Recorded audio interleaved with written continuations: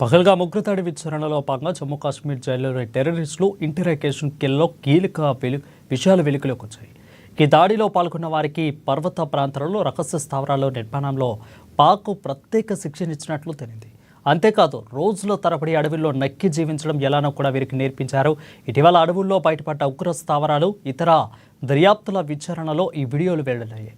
ఇక ఉగ్రదాడుల్లో పాల్గొన్న షమీం మూసా పాక్ మాజీ పారా కమాండో అన్న విషయం తెలిసింది.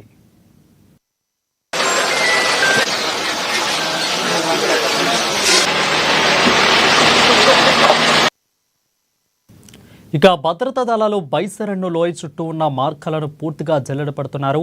ఇప్పటి వరకు భద్రతా దళాలు యొక్క లోయ నుంచి మొదలయ్యే 54 మార్గాలను గుర్తించి తనిఖీ చేపడుతున్నారు. ఇవన్నీ చీకటి అటవీ ప్రాంతం పర్వతాల మీదుగా సాగుతాయి. ఉగ్రవాదులకు లాజిస్టిక్ సాయం చేసిన కొందరు ఓవర్ గ్రౌండ్ వర్కర్లను అదుపులోకి తీసుకున్న దళాలు వారిని తీసుకుని యొక్క మార్గాలను గాలిస్తున్నాయి. ఈ యొక్క క్రమంలో ఉగ్రదాడులను సాయం చేసిన ఇంతియాజ్ అహ్మద్ అనే వ్యక్తిని దళాలు అదుపులోకి తీసుకున్నాయి. దీంతో తాను వారికి ఆహారం ఇచ్చినట్లు అంగీకరించాడు అతడు. ఇక ఉగ్రదాడులో స్థావరం చూపిస్తానని దళాలు అడవిలోకి తీసుకెళ్లాడు. అక్కడి నుంచి తప్పించుకునేందుకు వేషా నదిలోకి దూకి ప్రాణాలు తీసుకున్నాడు.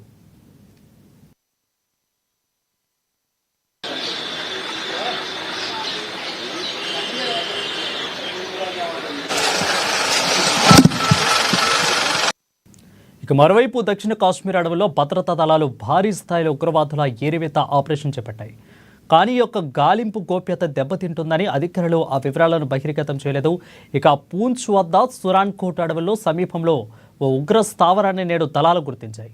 దీనిలో 5 ఐఈడీలు, 5 ప్యాకెట్లు యూరియా, అదేవిధంగా ఓ గ్యాస్ సిలిండర్, బైనాక్యులరు, 2 వైర్లెస్ సెట్లు, అదేవిధంగా కొన్ని దుస్తులను స్వాధీనం చేసుకున్నారు.